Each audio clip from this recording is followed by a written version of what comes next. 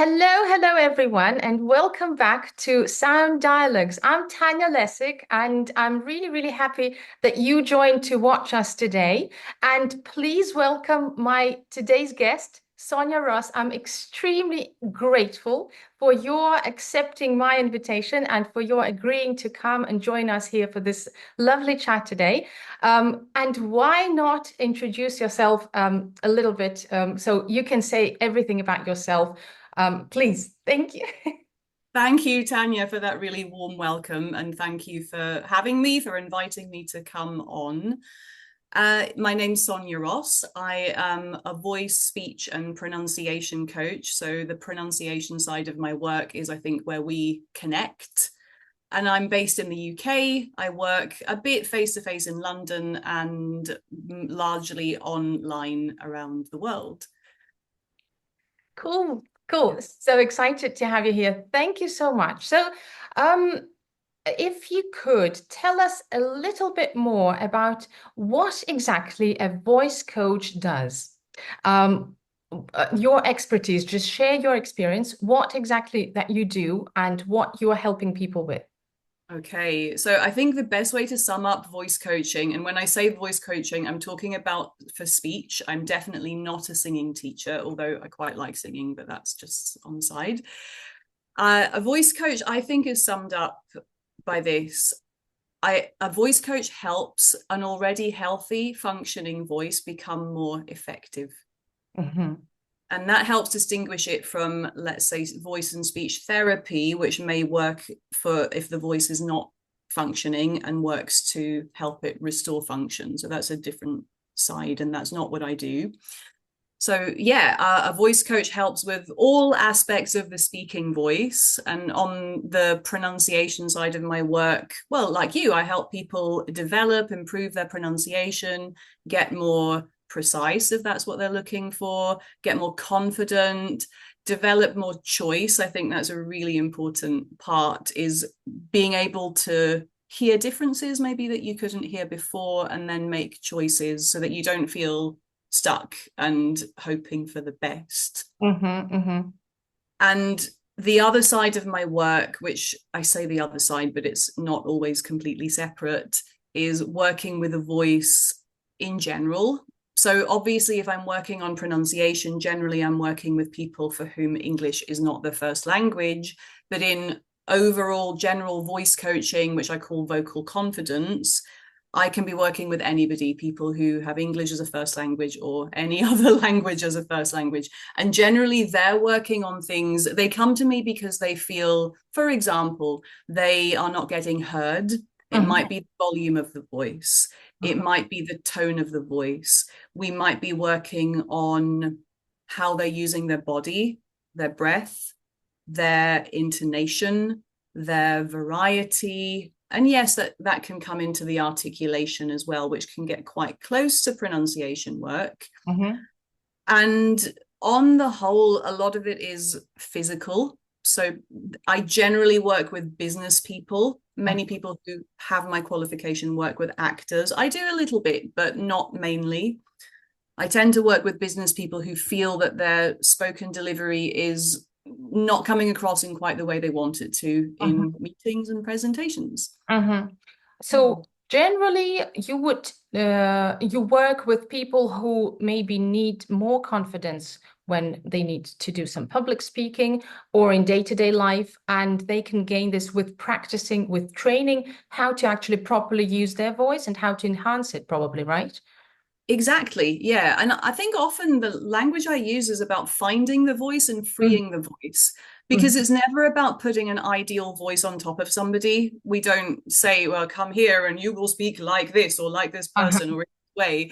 It's about speaking like you, but in the way that's free and unrestricted. And normally the things that hold our voices back are tensions, Mm-hmm. habits. These things are often physical. Do Mm-hmm. we hold a little bit in the throat, or is something happening with our breath Mm-hmm. while we speak, just before we speak? And I help people discover what their habits are so Mm-hmm. that they make other choices. And there's nothing wrong with the existing habits in themselves. We're Mm-hmm. not really looking to eradicate anything, but we're looking to notice which choices could be the most effective for their speaking engagement or for their meeting, and that they can make those choices in the moment in a way that feels most authentic to Mm-hmm. them. Yeah.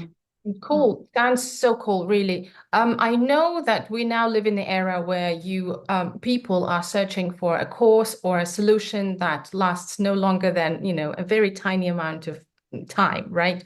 And Mm. we get promises that we will have a perfect accent in 21 days through this Yeah. course and, easy solutions. But we know, especially in our profession, we know that this doesn't come quickly. But as you spoke, I just remembered a short video that I saw a couple of times. The way to discover your true laugh, and the person lays down on the floor and they make the person laugh and the person starts laughing with kind of a little bit of a fake laugh. Mm. Then somebody's pushing their chest and more a puff of air is coming out physically and it looks kind of natural. And then a more natural laugh is coming out. Is there this magic trick? And I know it's maybe a nasty question for me to ask because I know that probably there isn't, but maybe you could just give, a direction, how you work through to actually get the idea of what problems the person has and how they can be fixed. I know it's not one general pill that you take and a miracle happens all of a sudden overnight. But are there any certain exercises that you discover the wrong sides of their use of their voice? And are there any more or less similar ways through which you can discover the right voice for people, for your students? Well, and I would quite like to see that video that you mentioned. If I Actually, it if I sounds, if I have yeah. it, I'll send it to you. Okay. If I So I don't do exactly that, but I can see what they're trying to do in that. They're looking to release some tension and yeah. to the flow of the breath, so that the laugh, which is a voice, becomes more embodied. So I can see the logic behind that, although I definitely don't do exactly that. Um, the way that I would get somebody to discover how they're using their voice, normally we start with the body, because, well, one of the first things I ask people actually is, which part of the body do you think of when you think of the voice? Mhm. 99% of people point to the throat, they might say the mouth, but it's generally around here. And they're not wrong, because Uh-huh. of course the vocal folds of the original tone of the voice is vibrating in there, and we know that our voice comes out of our mouth. Yeah. But that's just a small part of it. These things do not float alone. I say that quite often. They are attached to the rest of the body, and how we are sitting, standing, holding our body, how we are moving or not moving, can have a huge effect on, of course, our breath, which is the fuel for that vibration. And the first step is usually I give people a bit of theoretical information about how the voice works, that this does not float alone. It's supported by the breath, and the breathing system is supported by the framework of the body. And it doesn't stop there, because the framework of the body is supported by the thing that we are on, which is probably a chair or the floor if you're standing. Yeah. And the thing that we are on, the floor or the furniture, it's there to support us. And very often I start there. I might ask people to observe how they are sitting in the chair. Are they, for example, are the legs crossed? Are they tapping the feet? Are they tensing the thighs or the bottom? There are all sorts of things going on which are not in themselves wrong or bad. But if you're in a meeting where it's really important that you get your point across confidently, accurately, with impact, your voice is physically going to be working much harder if, for example, your legs crossed. If you cross your leg, one side of you comes up a little bit from the chair, so your body's making compensations to keep you in place. They're small, they're tiny, but those compensations, they're muscular tensions, right? Mhm. And all of these things, they can get in the way of the flow of the breath. They pile up. Yeah. They do. And you it could be cross-legged, or it could be you're a bit slouched like this, or on the desk like this. And I don't mention this stuff for image reasons. It's not really about what it looks like, although funnily enough, there could be a kind of bonus. I guess what we interpret as more professional looking is the, let's say, more what I would call grounded, centralized. I was going to use another word there. We were talking about forgetting words either earlier, but if we come to something that isn't twisted up or folded over, the voice is more likely to flow freely. And so it's getting people to notice their habits, and it's not just how they're sitting on the chair, it might be how they're standing. It's not just about the lower part of the body, it's about what the spine is doing, what the shoulders are doing, what the muscles around here are doing. Honestly, one of the, I'm maybe going off onto a bit of a tangent now, but one of the most common habits that I notice people have is because they associate the voice with this area, they end up helping the voice out by squeezing and pushing with the muscles in this area, which I can completely see why, but it's not how the voice works. It's unnecessary to get the tone of the voice out. And sometimes by working on getting the rest of the body and the breath to support the voice, sometimes this area can start to relax by itself. And sometimes there are exercises we can do that directly release in this area. And it sounds like a lot of information. Like there's no one exercise, because it really depends on the person. Yeah. But I think it sounds like a lot of information. There is a lot of parts of the body to be aware of. But of course, I don't expect the person to be going into their high pressure meeting being aware of all of these things. The real exercise is the repetition and the building of the muscle memory to get familiar with that new choice. I call it the new choice, so that it's more accessible when you are in the higher pressure situation. And you don't have to sit and go in time, with time, I mean, because no, it's not a quick thing. With time, with familiarity, with muscle memory, with practice, when that new choice is more accessible to you, it's not that you have to go through the whole progression and think of every part of the body. It might just be, okay, am I connected to the floor? Are my feet on the floor? And maybe that's enough to trigger everything else, because the whole thing starts to come together to be one mode over time. That sounds so cool. I know that some phoneticians start quite often their lessons on improving pronunciation, on working with sounds, with the relaxation exercises to relax the muscles of our mouth, because some people tend to have too much tension over here, and hence they cannot produce the correct sound. So they just tend to keep on mispronouncing things because of this wrong placement, and because the muscles are overstressed where they should be relaxed, for example. So I know about that one. A question here. I have a musical education and I know how to sing. I was taught that since I was a child. Is it easier for you to work with people who have the understanding of how their breathing system works, and how where the voice comes from, versus other professions? Sometimes it can help, of course, because it means a lot is in place.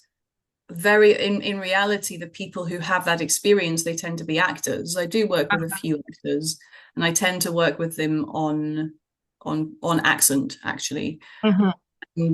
But they tend to have the breathing in place. And yeah, it depends on people's background. Sometimes that may happen, but I would say most of the time, with most of my clients, I am starting at the beginning. So most of the time, this education about how the voice works and what their body might be doing, it tends to be new. So I know how it would seem that it might be easier to work with somebody who's more experienced Mm. in that. It just means that you're starting at a different stage and you're Yeah. focusing on something different. But you have to be careful that we're not taking things for granted, because this is also a really important point. Just because you know about it doesn't mean that your body's doing it. Mm-hmm. Mm-hmm. And that's a probably a big piece of advice I would give somebody is, once you've got a bit of this education and knowledge, whether it's about the overall voice use or pronunciation, you're working on a vowel, whatever it is so easy to go in your in your brain to think, tick, oh yeah, I know that. I know where my tongue has to go. I know what would help with my breathing right now. Tick.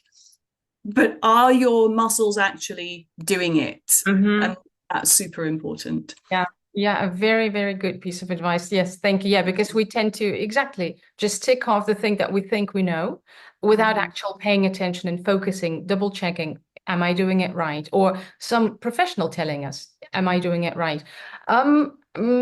What's I don't know, again, a very general question. Are there any professions that are the worst or the most difficult to work with? Or it really just depends on the person, on some individual abilities. No, I think it depends on the person.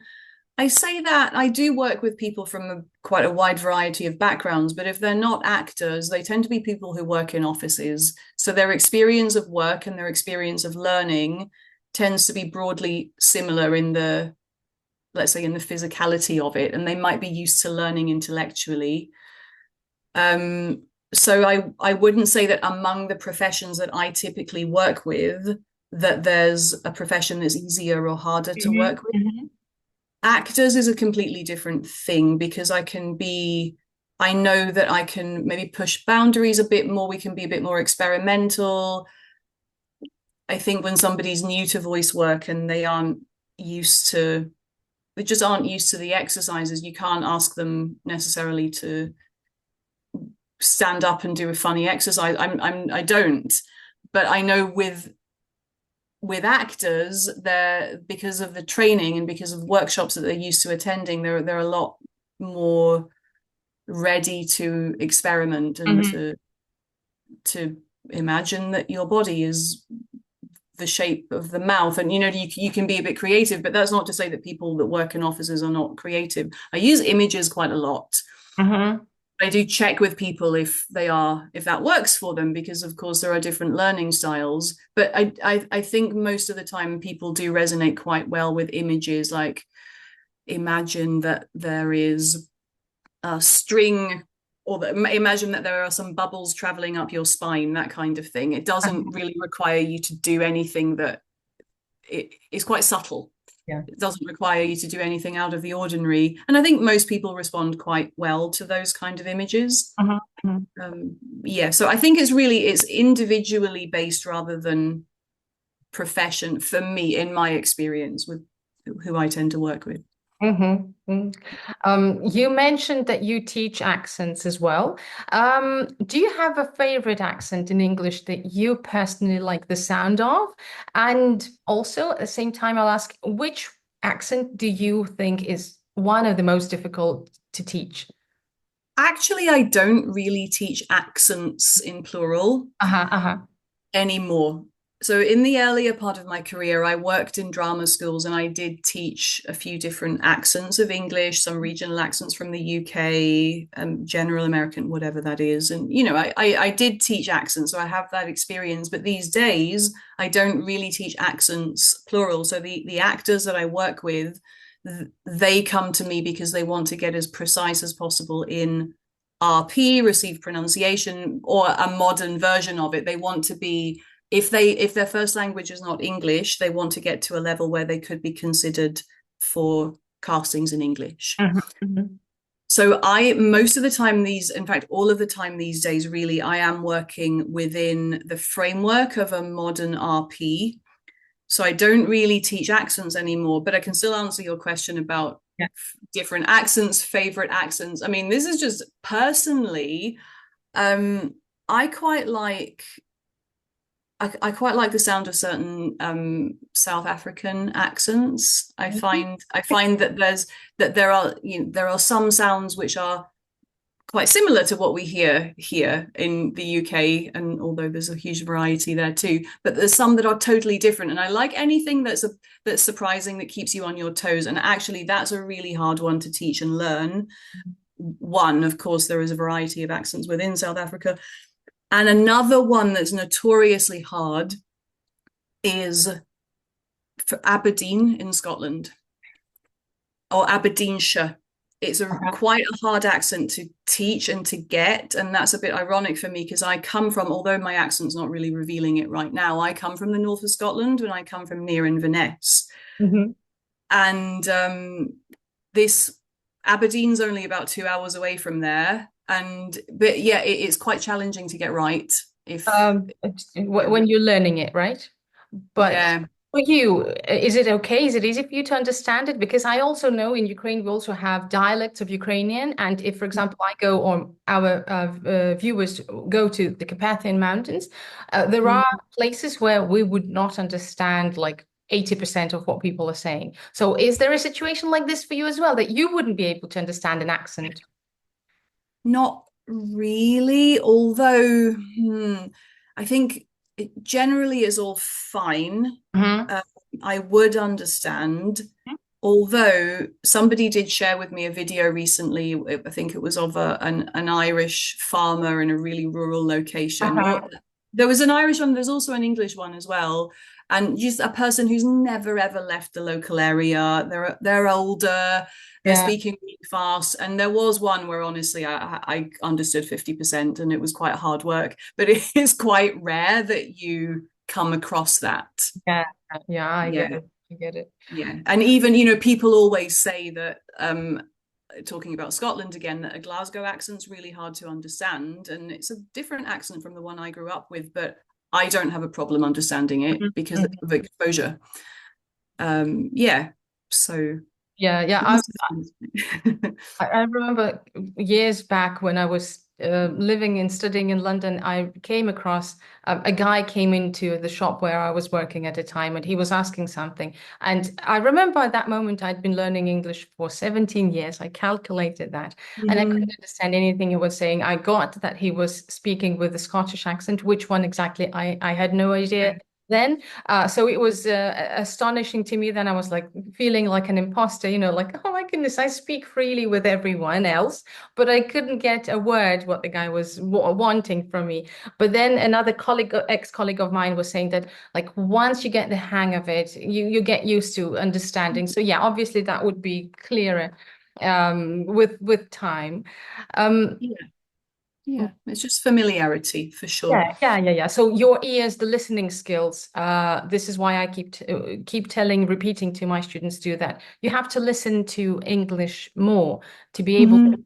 to get the fluency as well. So it's not Mhm. only all about speaking, because we tend to have students who come to English educators and say, I don't want grammar, I just want speaking English. Yeah. Hmm. How is that possible without the grammar, without you listening or even, watching the film or some series? Mhm. Yeah. Um, Mhm. which accent do you work with foreign students? And if so, which accent do you see that is the most difficult among the UK accents to comprehend for the non-native English speakers? Um, Again, If I there is think one. I think that depends on what the person's used to. So Mhm. here I am in the southeast of England. Most people I meet are based here, so they're going to be most familiar with how people speak around here, which is close to how I'm speaking now. So accents outside that they might be less familiar. They might struggle with some Scottish accents. I remember many, many, many years ago, a Spanish friend of mine was watching a TV program that was all in set in Liverpool. So all the actors had Liverpudlian accents, and she said to me, "Is this English? I don't understand anything." and, and yeah, but it's lack of familiarity. If she'd happened to pick Liverpool to go and live in the UK, then I'm sure she would have been fine with it. And you do hear people from overseas who pick up local accents. Of course they do. Um, yeah, so I think accents like Liverpool, Glasgow, potentially Newcastle could be tricky for people who are not familiar, but it's not that the accent itself is intrinsically hard to understand. It's just what you're used to hearing. Yeah. And have this situation in the UK where the accent of the associated with the southeast of England, whether we call that modern RP or Southern British Standard English, and which is a term coming up more now, that does still persist in being used as the example accent, the framework for pronunciation materials, if those pronunciation materials are British. So Mhm. yeah, it's just what you're used to hearing, I think. Yeah, there is also now an accent called MLE accent that is very Mhm. typical of London, and it's basically a mixture of people coming from various nationalities who Yeah. uh, had already been born here in the UK, right? And Mm-hmm. they mix their own like L1 or their parents' English accent into the London English, London accent, yeah. Um, do you see a lot of it around London? Absolutely, yeah. I mean, multicultural London English. I think I first started hearing the term maybe 20 years ago, and I'm sure it was around a lot. I remember when I was doing my training as a voice coach, which is Mhm. 20 years ago. That's scary, but yeah, and we did accent projects, and definitely that came up. And yeah, we hear it. I mean, again, generations evolve, but absolutely, no matter what the background of the teenager, you would hear it a lot in young people. So no matter what their background was, their where their parents had been born, Mhm. they were creating together a sound, an accent, which yeah, absolutely was a hybrid of let's say a more traditional London accent and the sounds of what their parents were producing, and then that hybrid then gets put together in school. And look, I don't think I know enough about it because I don't think MLE is one thing. I Uh-huh. don't think it's one accent. I think there are certain features that you can pick out, but now the young people who first started using that accent, they're older, they're adults, right? So how teenagers are talking these days, I don't know it. I actually don't know. It would be interesting to find out and to look into that. Maybe people who are doing the same training I did right now today are looking into that. Mhm. But the way people speak evolves. Absolutely. Yeah, yeah. And yeah, something that's popping into my mind actually, and it's not it's a completely different thing, but it's related to how younger people are talking about the trends of speech that we find on TikTok, of how the voiceovers are, how the intonation is, and people are talking a lot about their kids, British kids sounding American. I basically Mhm. think that just means that they're producing R at the end of certain words. But I think that again comes from well, it comes from the internet, right? We're getting much more exposed to more types of English these days, and when kids are small, they're learning to speak. They're going to pick up how their favorite YouTube cartoon character speaks. Exactly. Um, yeah. So, but then I suppose when I was young, we still had exposure to different accents, but it was just less, Yeah, I guess. not as much. Yeah, because we didn't have that much internet around, and the mobile phones were just with buttons, not True. not with True. videos on it. Yeah. Um, Yeah.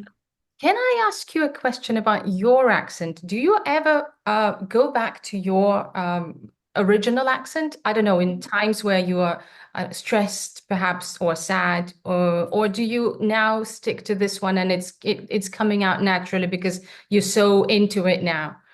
It's coming out naturally, Tanya, but this is a really big point. It's a really big question that I've been turning over in my own mind for a while. So, though I live in the southeast of England, I, I've been here for well almost 20 years. So although I come from Scotland, I do still have my Scottish accent and I use it every day. But it's evolved now that if I'm working, I speak with this let's say modern RP-ish accent. it's not really to do with whether I'm stressed or Hmm. not really. If I'm tired, Uh-huh. I do hear myself doing certain things. Um, and I learned this accent because I had to, because I was teaching pronunciation in the southeast of England. So I had to be a model. So when I first qualified and I was teaching loads of what they called at the time accent reduction sessions and groups, and I was doing, I had to learn to speak in this accent, and that was that. And then it evolved into my work accent. Hmm. And it's also something I do tend to use with strangers, people I don't know. Somebody asks me directions on the street. If I'm here, I will speak, I will use this English accent, and I use it with taxi drivers. Sometimes it's to avoid the, oh, you're Scottish, or where are you from? Uh-huh. And Uh-huh. I get that. And but I use informally, I use my Scottish accent every day, but probably what I'm using here in England with friends, people I know well, is a bit of a hybrid. Uh-huh. It just depends. Okay. Yeah, but it's interesting, like, why there is absolutely no reason why I can't teach voice if we're not doing pronunciation at all. If the person has no interest in this accent framework, why am I talking in it? There's a very good question. It's because it's evolved that way. Because Yeah. put yourself in that mode, and as you said, you're in the Yeah. work mode. Yeah, so I guess yeah, it's just psychologically you switch this mode on, and then Yeah. you go in this mode. Yeah, it's really Yeah. really interesting. Yeah. Um, have you ever had any situations where you had troubles understanding somebody's English? I mean, non-natives, the ones that are learning English. And Mm. question leads to the next one. If you can remember, think of any funny, embarrassing situations related with mispronunciation, perhaps. And if not, what I'm trying to lead at is how much pronunciation matters when learning English. Okay. So, I mean, it matters, but it's not the most important thing at the very beginning. That's my take on that. So I'm going to get to the examples in a minute, but so many of my clients say to me, oh, why didn't I learn this stuff earlier? I should have been learning this in my first English language classroom. I think, well, yeah, maybe, but there is so much else to do. You're trying to string a sentence together. You're not going to worry about, you don't have time really, and the teacher doesn't really have time to worry about pronunciation. Although there's no harm in bringing in, of course, things that a little bit of work on anything that may be causing misunderstanding from a very early stage. So, examples. One example that sticks in my mind. So I speak French. That's my second learned language. And many years ago, I was doing a conversation exchange with a French lady, and we were doing our French part, English part, and during the English part, she said, I'm going to say it the way she said it. She said, "I have a concern," and I didn't get it, and I had to ask a few times. And what she was saying was, "I have a concern," Ah, and being a native English speaker for whom the stress pattern, the correct stress syllable of a word is an important filter for me to understand which word it is yep. that is inherent. My mind immediately went to concert or consonant words, similar sounding words that do have the stress on the Yeah. first syllable. I So thought of that it first, yeah. yeah, and that's really important. I actually do put quite a lot of stress on that in my teaching, because I think, to be clear, we can be clear with any recognizable accent, but that's the kind of thing that can cause misunderstanding.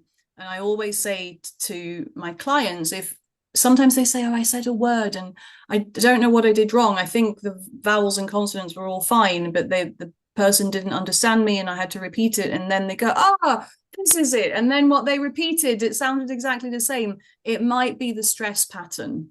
That might be what was wrong.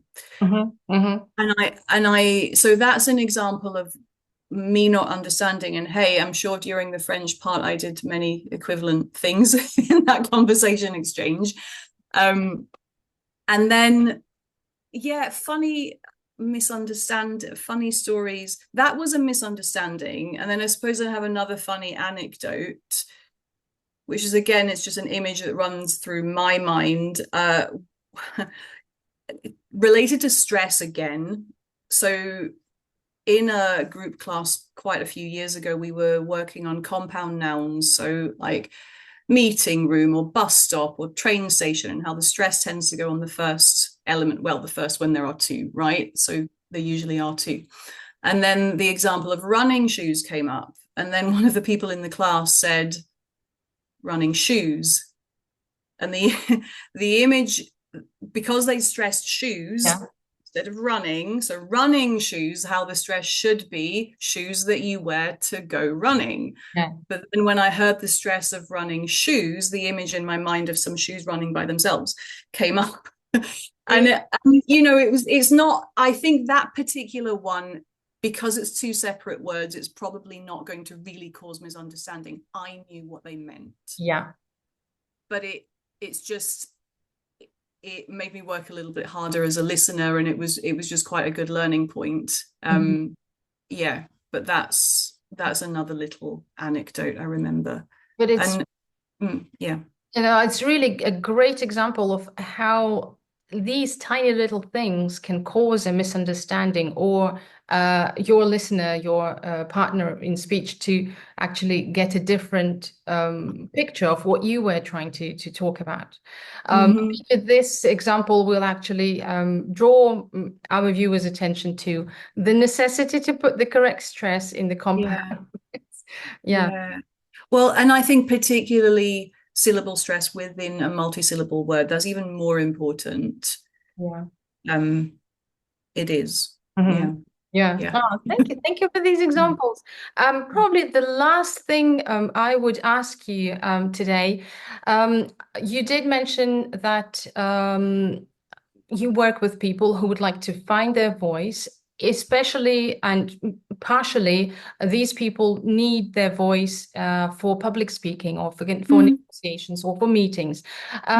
If you could give us maybe one or a couple of recommendations for to people who are facing the difficulties when they need to publicly speak or present in English, using English for work, or for people who cannot cope with their pronunciation when publicly speaking, any Mm. recommendation for them, maybe where to start or what to do or how to work on their voice or on their pronunciation, just a general direction, and maybe one or two sources of a book or a website, something you would rely on yourself with during your work with your students. Any recommendation is hugely welcome. Mhm. Okay, so I think, coming back to what I was saying about getting people to know their own habits, one piece of advice I would give for anybody who's struggling a bit with presentations or using their voice in general, whether English is their first language or not, notice what's physically happening just before you speak. Mhm. Like, you can walk into a room and you can sit down in a particular way, but what happens just before you speak? Are you, does something tense up? Are you actually breathing?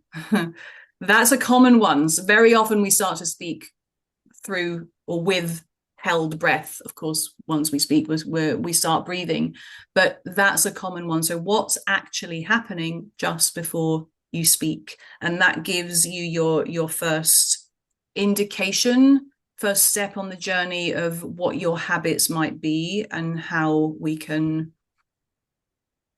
you might explore new choices. So Mhm. what's happening at the moment just before you begin to speak? Mhm. And related to this, what's happening in pauses? What's happening to your body and your breath while other people are talking, while you're waiting for your moment to talk again? And of course, you're listening because it's a conversation. And I'm not expecting people to spend the whole time thinking about what their voice and body is doing, but it just might be worth noticing, is anything tensing up in that moment? And I think a recommendation for a book is The Right to Speak by Patsy Rodenberg. Mhm. Good, thank you. That's a really good introductory text to voice work. I mean, the book's gone through a few editions since I first read it many years ago, but as I know it, the first half is about why we work with the voice, why we might need to, and then the second half is exercises. Oh, cool. Thank you. Yeah. Thank you so much for this recommendation. I'll write down all this in the description to this video. And Mhm. I really, really thank you for joining me today for this chat. It was very informative and very unusual. And I'm absolutely sure that our viewers will appreciate all the pieces of advice heard from you today. Great experience, and really, really so grateful for you to accept my invitation and to come here and have a lovely chat today. Thank you so much. And um, to everyone, to all the viewers, thank you for being with us. All the description will be in the description box. If you have any comments or any questions, please leave them under this video. Subscribe, follow for more, and look out for the new videos. And I do hope to see you soon with the new videos of our project. Thank you, Sonya, once again. Thank you so much, Tanya, for inviting me. It's been a real pleasure. Thank you. Thank you. Thank you. Bye. Bye.